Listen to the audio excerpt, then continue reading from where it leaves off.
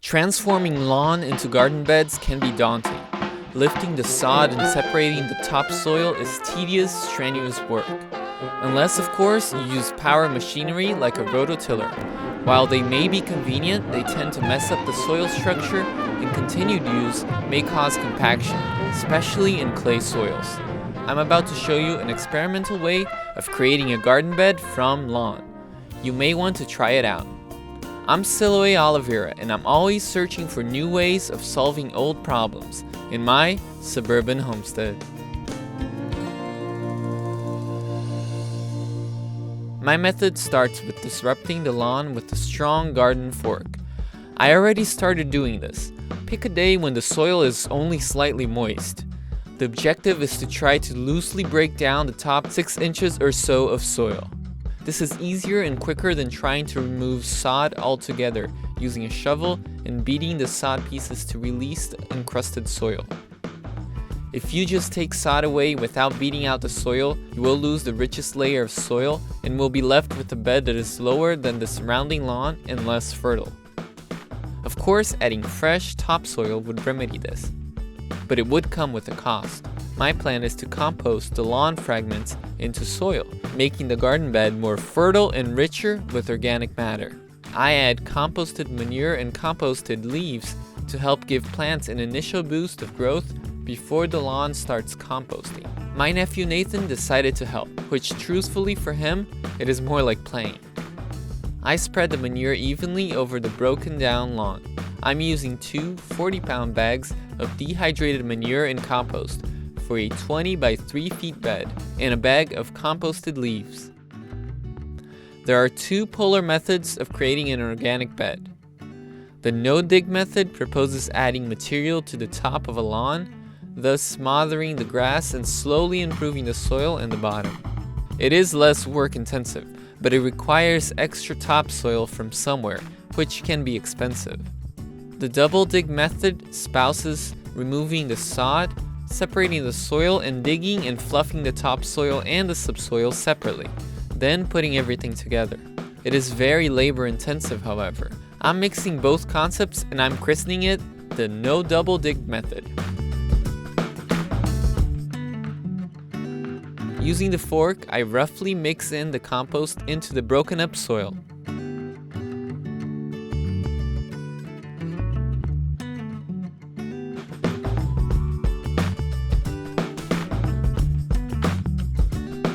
To smother the grass and prevent weeds from emerging, as well as protect the disturbed ground, I used cardboard as a barrier.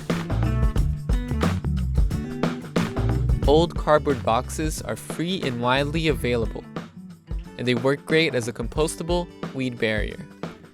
It's best to do this in a wind-free day.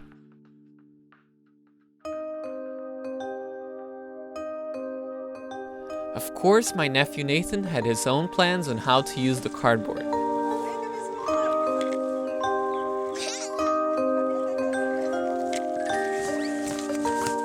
I couldn't figure out if it was a fort, a castle, a ship, a rocket, or just a cage for a wild, rare animal. I would guess the latter.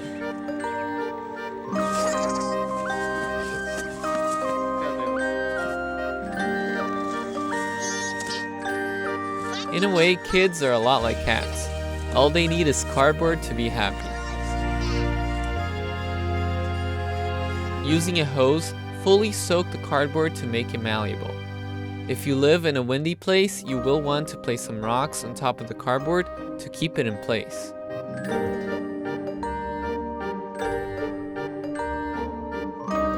Once the cardboard is saturated, punch planting holes through it using a trowel. Of course, it is easier to do this if you're using a sharp trowel and not the sorry, broken trowel I have here. Okay, sometimes implementation of a plan is a bit more messy than initially imagined. I'm planting squash seedlings that I germinated in cups a few weeks prior. I think that squash or pumpkin or another vine like tomatoes are ideal for this initial setup. Once things break down over the season, this bed will become much more like a regular garden bed where you can plant leafy greens and other vegetables. Be gentle when transplanting sprouted squash. They hate to be transplanted, so keep the root ball intact. I'm planting a few varieties of squash and melons, spacing them about 2 feet apart. Avoid stepping on the garden bed itself to prevent compaction. This may mean that you will unintentionally have to pick up a yoga move or two.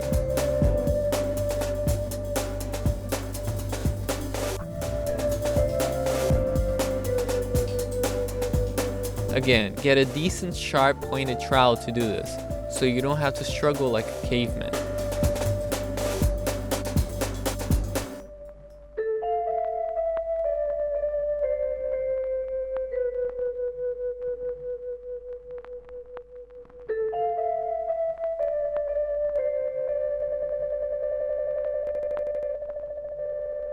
To make things prettier, to add more organic matter, and to help the cardboard stick in its place, I'll add a layer of mulch on top. We're collecting dried up grass clippings. I love to use dried grass clippings as mulch. I believe it looks nice and breaks down well. Plus, it's free. Well, for the price of having to collect it. If you're worried about introducing grass and weed seeds into your bed, this may not be the best option for you. I'm usually able to deal with it without much consternation, and I actually feel that the ground ivy that is already all over my garden outcompetes anything else anyways. So I'm not worried about weed seeds or grass.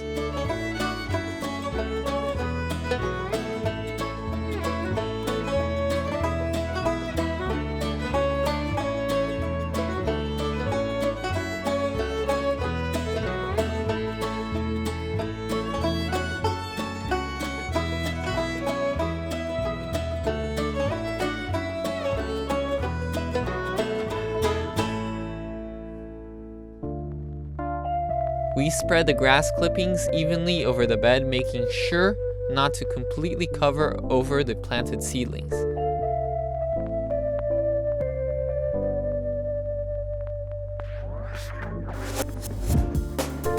I find that sprinkling it from a distance and letting it fall over the bed is more effective at covering the bed evenly.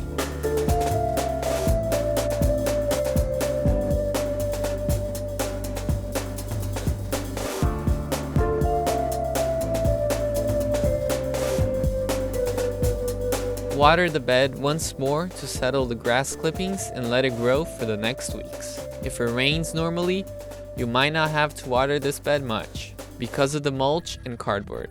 They will trap moisture on the root zone. Some weeks later, I had explosive growth of squash vine and healthy looking leaves and plenty of flowers.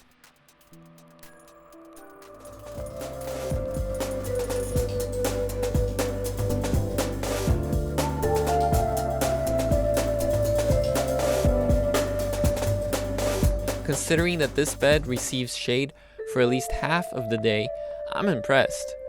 Hopefully I'll get a good winter squash harvest, and with luck, a few melons.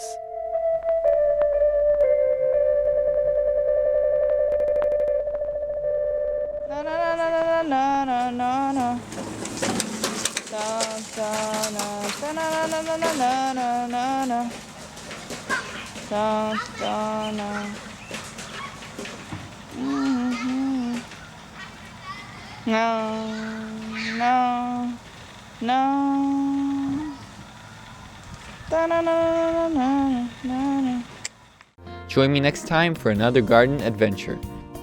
Remember to send your questions and comments to seedofchoice@gmail.com, and don't forget to subscribe to Suburban Homestead.